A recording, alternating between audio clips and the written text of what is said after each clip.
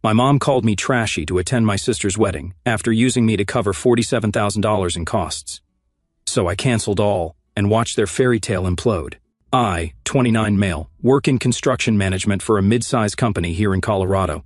I make decent money, around $75,000 a year, but I earned every single dollar of it. I started as a laborer when I was 18, worked my way up through concrete work, framing, project coordination, the whole deal. No college degree, just showed up every day and busted my rear end for 11 years. My sister Ashley is 26, and I'm not exaggerating when I say she has never worked a real job in her entire adult life. She's what you might call a professional girlfriend. She bounces between guys who fund her lifestyle while she posts Instagram photos at expensive restaurants and pretends she's some kind of influencer. She has 2,400 followers and genuinely believes she's the next Kardashian. Her bio literally says, "Living my best life, entrepreneur, blessed." Even though she's never started a business or worked a day in her life, our parents divorced when I was 16. Mom Linda remarried this guy Rick, who sells used cars and thinks he's some kind of business genius. They live in a double-wide trailer outside Denver and are constantly broke because Rick keeps investing in opportunities that never pan out. Cryptocurrency, car flipping, schemes, multi-level marketing, you name it, Rick's lost money on it.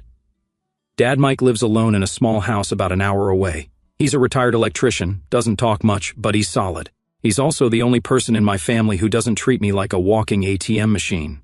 Here's where it gets ridiculous. Ashley has been engaged 4 times, 4 different guys, 4 different rings, each engagement more expensive than the last. She's got this obsession with having every single event in her life be Pinterest perfect, and somehow I always end up footing the bill. The first engagement was when she was 20. Guy named Brad who worked at a gym. That lasted 6 months and cost me $3,000 for an engagement party she insisted on having. A second engagement was to some guy named Derek who owned a food truck. 8 months, $5,000 for various pre-to-wedding events. Third was Jason, a personal trainer. That one made it almost a year and cost me $8,000 because Ashley decided she needed a practice wedding to test out vendors. Each time, Ashley would come to me crying about how this was the one and how she just needed help making her dreams come true. Each time, I believed her because I'm apparently an idiot. But this last engagement was different. This time, she was marrying Connor, some finance guy from California whose family actually has money, real money. Ashley thought she'd finally hit the jackpot and spent 8 months planning this wedding like it was going to be featured in Architectural Digest. Everything had to be luxury or exclusive or whatever buzzword she learned from TikTok that week. She'd send me Pinterest boards with captions like, "This is my vision, and I won't settle for less than perfection." The problem started right from day one. Connor's family set a budget of $40,000 for the entire wedding. For most people, that's incredibly generous. For Ashley, it was basically poverty. She threw a legitimate 3-day tantrum because that wasn't enough for the vision she had. She wanted a $25,000 dress, a $15,000 photographer, and a venue that cost $30,000 just for the day rental. When Connor told her they needed to scale back and work within the budget, she called me absolutely sobbing. "Tyler, you don't understand," she cried into the phone. "This is supposed to be the most important day of my life. I can't get married in some cheap community center like some kind of peasant." I should have hung up right there, but Ashley has always known exactly which buttons to push with me. "You're the only one who really gets me," she continued. "You understand that I deserve beautiful things. Connor's family just doesn't appreciate quality like we do. So, like the complete sucker I am, I started helping. First, it was just $1,000 for dress alterations because the designer dress needed to be customized to her vision. Then $2,000 for upgraded flowers, because the ones in budget looked cheap and wilted. Then $5,000 for a better photographer because the one they could afford took pictures like a Walmart portrait studio. Every single time I sent money, Ashley would post about how blessed she was and how everything was coming together perfectly, never once mentioning where the money was actually coming from. Her Instagram stories were constant updates.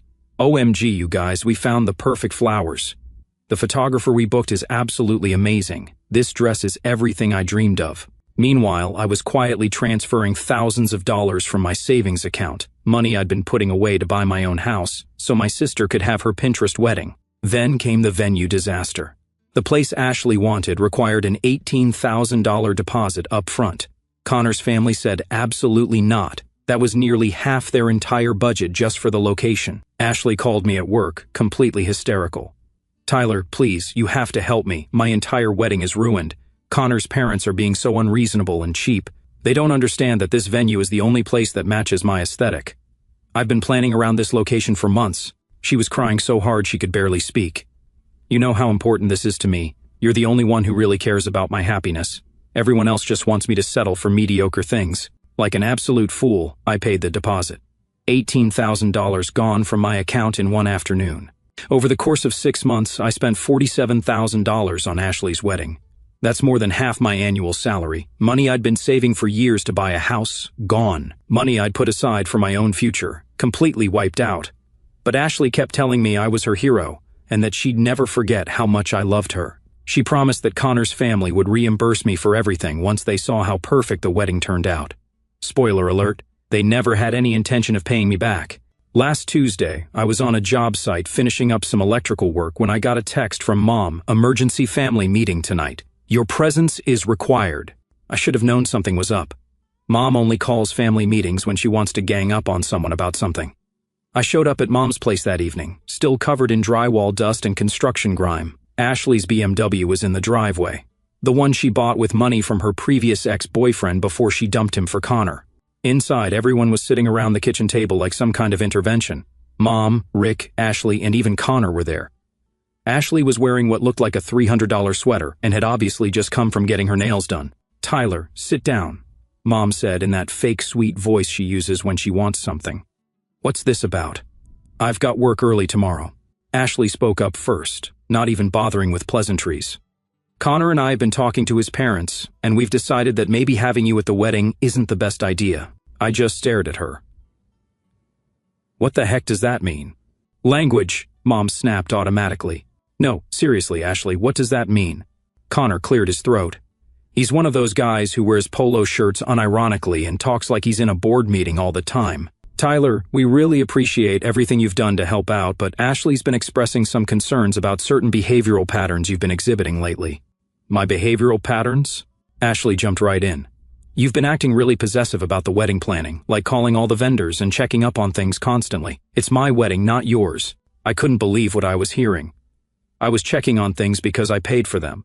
"See?" Ashley said to Connor, gesturing at me like I was proving her point. "This is exactly what I'm talking about. You're being super aggressive and weird about everything." Rick decided to add his worthless opinion. "Son, I think you've gotten a little too emotionally invested in this whole situation. It's coming across as desperate, to be honest." "Desperate? Because I spent my life savings on my sister's wedding?" Mom nodded along. "We're all worried you might cause a scene at the reception. You know how you get when you're emotional about things." "How I get?" "When have I ever caused a scene at anything?" "Like at my engagement party," Ashley said. "You were all moody and antisocial because you weren't sitting at the head table with the immediate family."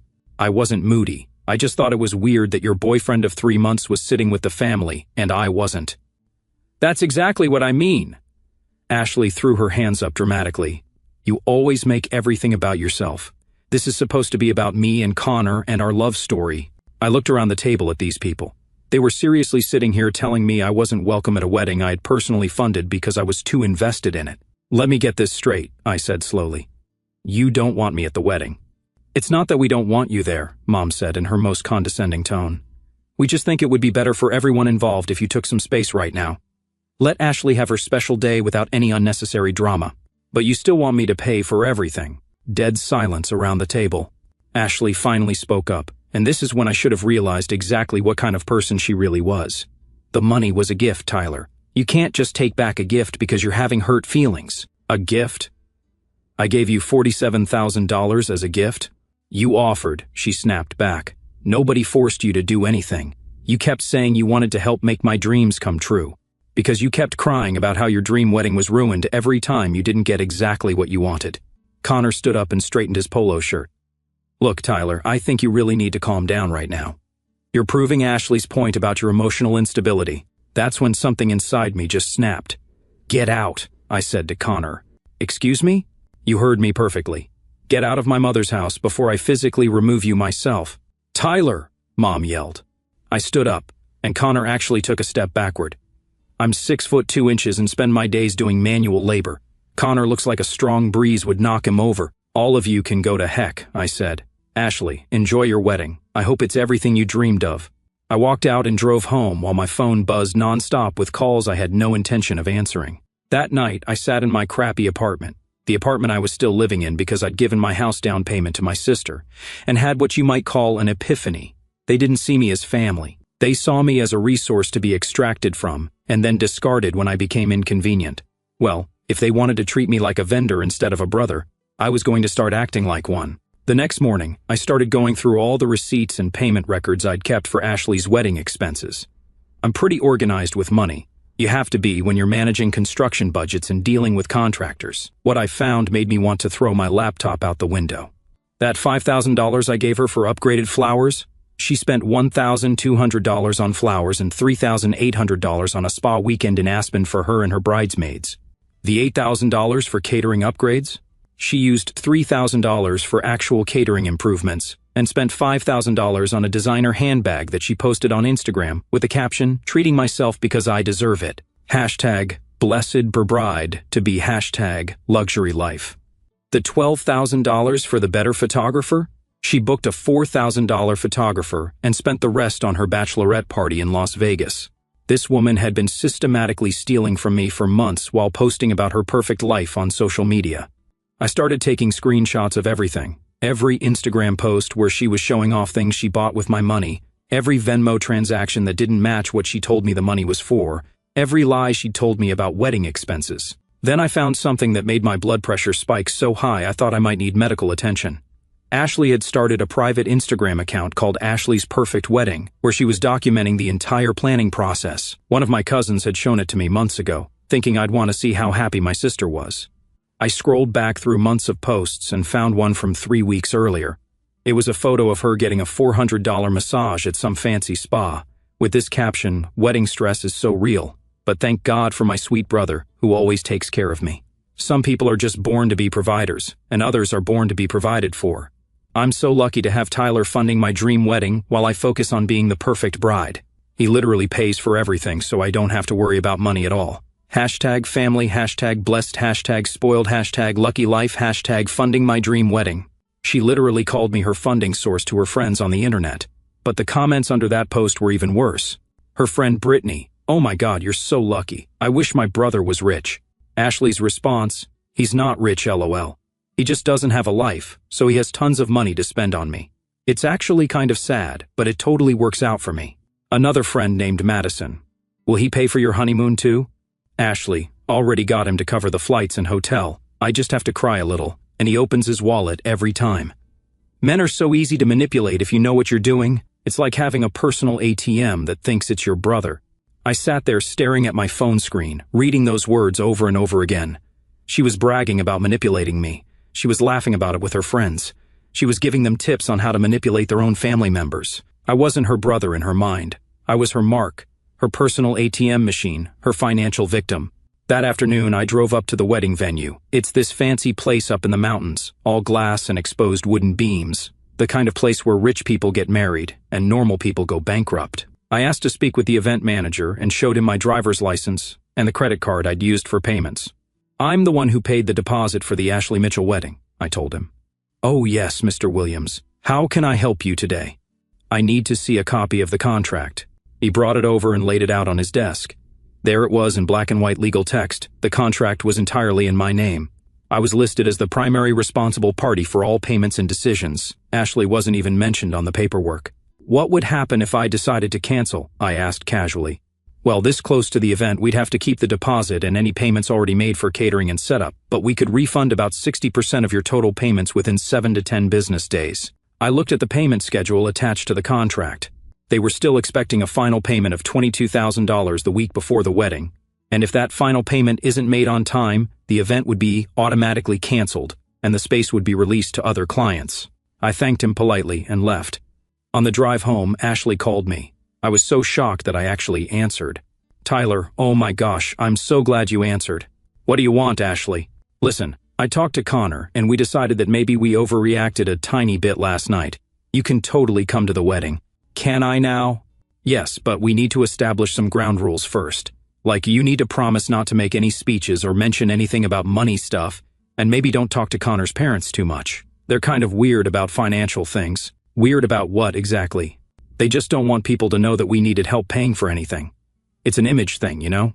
They're very private about family business. So, not only did they not want me at the wedding originally, now they wanted to pretend I didn't exist and had never helped them. Also, Ashley continued cheerfully, we're going to need that final payment for the venue by Friday. It's like $22,000 or something. Can you handle that for us? $22,000. After telling me I wasn't welcome, after she spent months bragging to her friends about manipulating me, after stealing money I gave her for wedding expenses. Ashley, I said as calmly as I could manage. Go to heck. I hung up and immediately blocked her number. Then I called the venue back. I'd like to cancel the Ashley Mitchell wedding, I told the venue manager when he answered. Oh no, is everything all right, Mr. Williams? Everything's perfect. I just won't be paying for it anymore. I understand completely. I'll process the cancellation right away and have accounting calculate your partial refund. Just like that, it was done. No venue 3 days before the wedding. Next, I logged into my online banking and started systematically canceling every automatic payment I'd set up for Ashley over the years. Her car payment, which she'd convinced me to take over temporarily 8 months ago when she was between opportunities, her credit card payments, her gym membership, her phone bill, even her Spotify premium subscription. Then I remembered something that made me smile for the first time all week. About a year ago, Ashley had gotten into some legal trouble, a car accident where she was at fault but didn't have insurance. She was going to get sued for like $15,000, so I hired her a lawyer. The lawyer required a $10,000 retainer up front, and since Ashley's credit was terrible, I had to put the retainer in my name. The case got settled out of court, but there was still $7,200 left in that legal account. Money that was technically mine since the retainer was in my name and the case was closed. I called the law office and had them transfer the remaining balance back to my checking account. While I was at it, I remembered that I'd co-signed on Ashley's apartment lease 2 years ago when she couldn't qualify on her own. I contacted the property management company to discuss options for removing my liability from the lease. They explained that Ashley would need to refinance the lease independently and meet their income requirements on her own. Since she had no verifiable income, this was going to be a major problem for her. By Thursday morning, Ashley had discovered that none of her cards were working. She called me from Mom's phone since I'd blocked her number. Tyler, what the heck is wrong with you? Nothing's wrong with me, Ashley. I'm fantastic. My credit cards aren't working, and someone canceled my car payment. Yeah, that was me. You can't do that. That's my car. Actually, it's my car payment. Has been for 8 months. Tyler, I swear to God, if you don't fix this right now. You'll what? Uninvite me from your wedding? Too late for that. What do you mean too late? Call your venue, Ashley. I hung up. About 20 minutes later, Mom called me. Tyler Anthony Williams, you get yourself over here this instant. No thanks. Your sister is having a complete nervous breakdown. She says you canceled her entire wedding. I canceled my financial contribution to her wedding. There's a difference. You cannot do this to family. Family, Mom? Ashley literally told her Instagram friends that I don't have a life and that I'm easy to manipulate. She called me her personal ATM machine. Long pause. She didn't mean it like that, Mom finally said weakly. She meant it exactly like that. You all did. I hung up on her too. That afternoon I got a call at work from Connor. Somehow he'd gotten my office number. Tyler, we really need to talk about this situation. No, we really don't. Look, I don't know what's going on between you and Ashley, but you're affecting a lot of innocent people now. My family flew in from California. We have relatives coming from all over the country. That sounds like a you problem, Connor. The venue says you canceled everything, and they won't even talk to us because the contract is entirely in your name. Yep, that's accurate. Tyler, be reasonable here. What do you want? Money? We can work out some kind of payment plan. What I wanted was to never see any of these people again. Connor, let me give you some free advice. Run. Ashley is going to spend your entire marriage treating you like a human credit card. This is just the beginning. You're completely insane, he said and hung up. By Thursday evening, the panic had really set in on their end. I was getting calls from relatives I hadn't heard from in literally years, aunts, uncles, cousins, all wanting to know what was happening. The story Ashley was telling everyone was that I had sabotaged her wedding because I was mentally unstable and jealous of her happiness. She was posting increasingly unhinged messages on Instagram about fake family members and betrayal and people who can't stand to see others succeed. But here's the beautiful part. Connor's family was pulling out of the wedding entirely. Apparently, when they found out that the groom's family wasn't actually paying for anything and that the whole event was being funded by the bride's unstable brother who had now canceled everything, they decided this wasn't the kind of family they wanted to be associated with. Connor called off the engagement Thursday night. Ashley showed up at my apartment Friday morning at 6 a.m., pounding on my door like a maniac. I didn't answer, but I could hear her yelling in the hallway. "Tyler, I know you're in there. You ruined my entire life. You destroyed everything." My neighbor came out of his apartment and told her to keep it down or he'd call security. "This is between me and my brother," she screamed at him. "Lady, I don't care if it's between you and the Pope. Shut up or I'm calling the cops." She kept yelling for another 15 minutes before finally leaving. That's when I knew I'd won. The fallout over the next few weeks was absolutely glorious to watch from a safe distance. First, Ashley tried desperately to book another venue for the same weekend. Turns out, when you call wedding venues 3 days before your event asking for immediate availability, they either don't have any openings or they charge you triple the normal rate because you're desperate. She found exactly one place that could accommodate her on such short notice, a VFW hall that looked like it hadn't been updated since 1975. But they wanted $15,000 cash up front. Ashley didn't have $15,000. She didn't even have $1,500. She tried applying for emergency credit cards to cover the costs, but her credit score was somewhere around 400 to 80, thanks to years of financial irresponsibility. Banks were literally laughing at her applications. So, she did what she always does when she needs money. She started calling every family member she could think of, begging for loans. The problem was, everyone knew what had happened between us by now, and when people started asking questions like, "Wait, Tyler paid for your entire wedding?"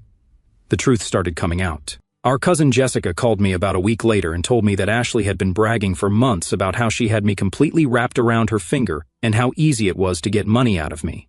Apparently, she'd been giving tutorials to other family members on manipulation techniques. She literally said you were too stupid to realize she was using you. Jessica told me she called you her personal bank account with legs and said she could make you pay for anything just by crying.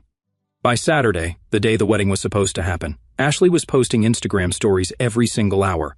First, it was inspirational quotes about learning who your real family is. Then it was Bible verses about forgiveness and betrayal. Then it devolved into straight-up manic rambling about how some people can't handle other people's success, and jealousy makes people do evil things.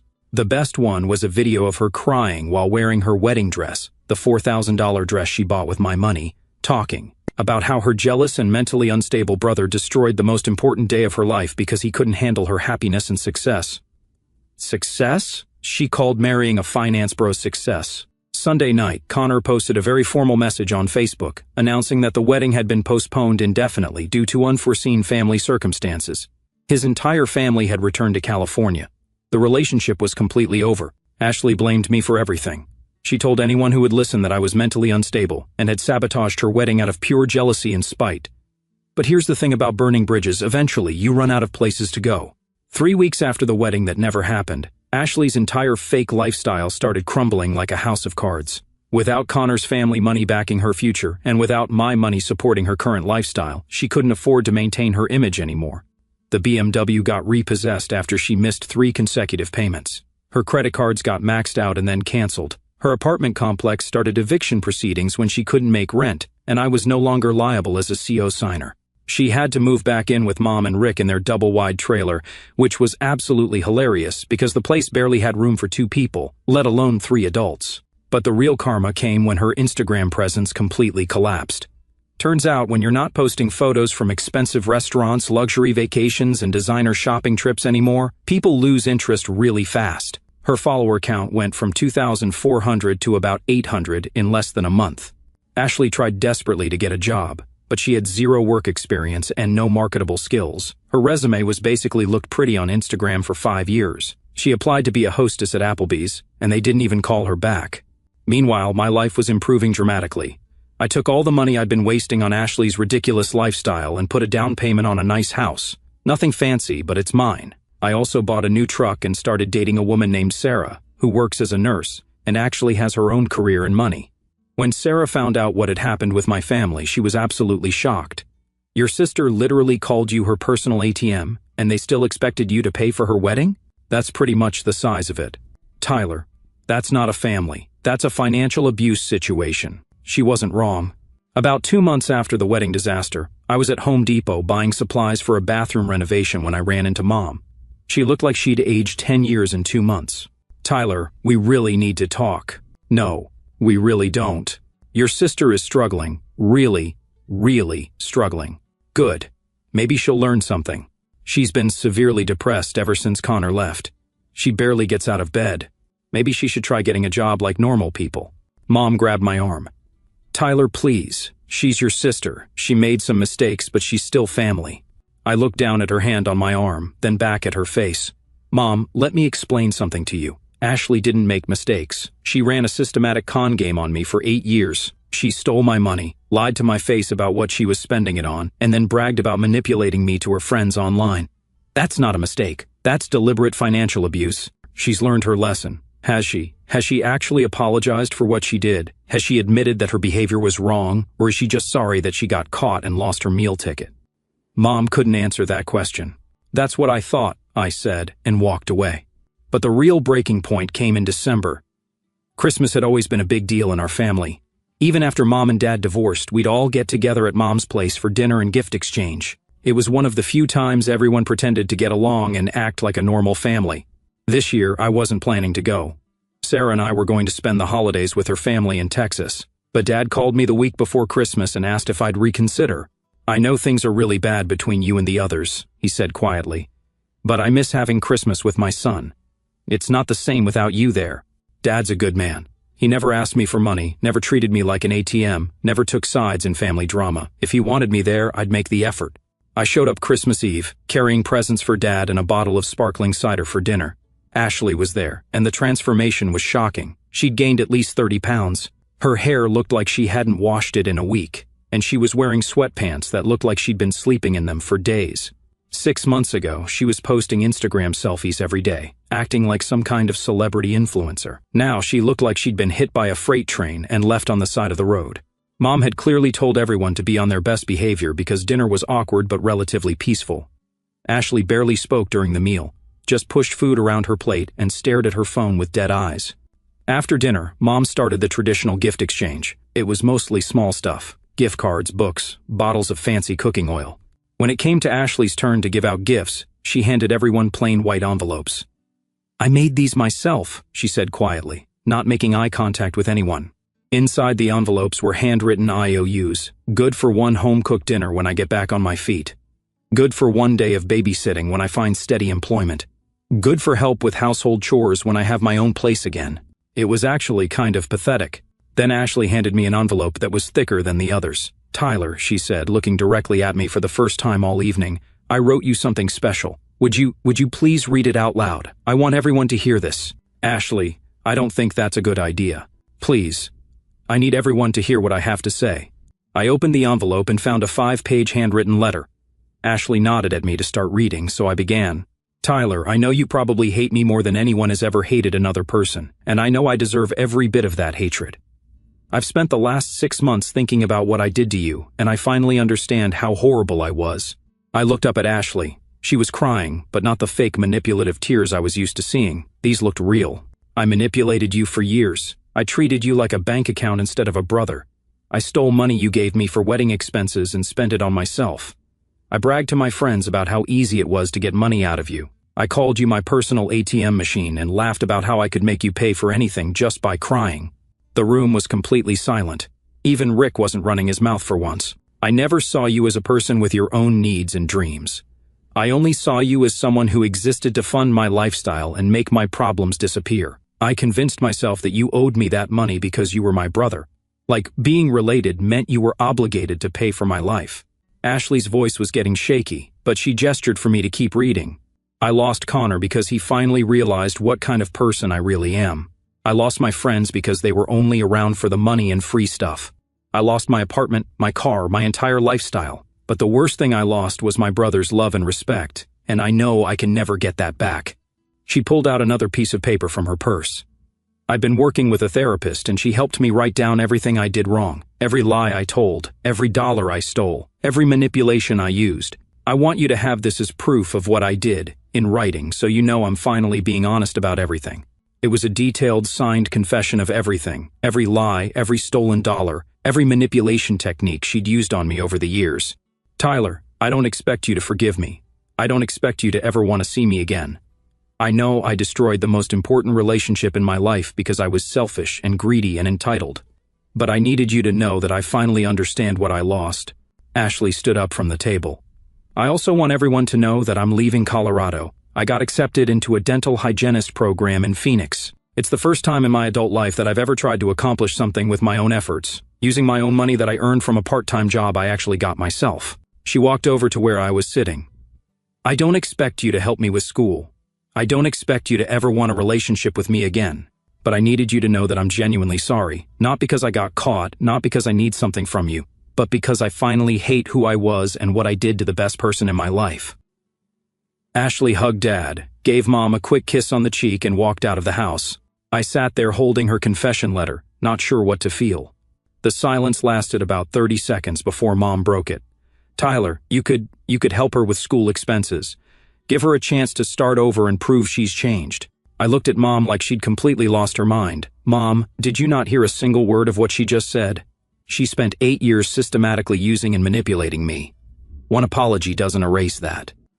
But she's really trying to change and improve herself. That's great for her. She can change and improve on her own dime. I folded up the confession letter and put it in my jacket pocket, not because I was planning to use it legally, but because it felt like closure. Ashley left for Phoenix 2 weeks later. I haven't heard from her since, and I don't want to. 15 months later, I'm engaged to Sarah. We're planning a small wedding next spring, maybe 40 people, nothing fancy or expensive, just family and friends who actually care about us as people. Dad's walking me down the aisle since Mom can't be bothered to show up to events she's not paying for. Ashley obviously won't be there. I heard through the family grapevine that she's doing okay in her program. She's working part-time at a dental office and living in a tiny studio apartment. Apparently she's lost weight, deleted all her social media accounts, and actually seems to be building a real life for herself. Good for her, I guess. But that's not my problem or responsibility anymore. People sometimes ask me if I regret how everything went down, if I feel bad about ruining Ashley's wedding and destroying her relationship. The answer is absolutely not. I didn't ruin her wedding. Her own greed, entitlement, and manipulation ruined her wedding. I just stopped being her victim. The best part about all of this? My life is infinitely better without her in it. I've got money in the bank for the first time in years, a woman who loves me for who I am rather than what I can provide, and a real family, Dad and Sarah's relatives, who treat me like a human being instead of a financial resource. Ashley can keep her apology letter and her promises to change. I've got everything I need without her.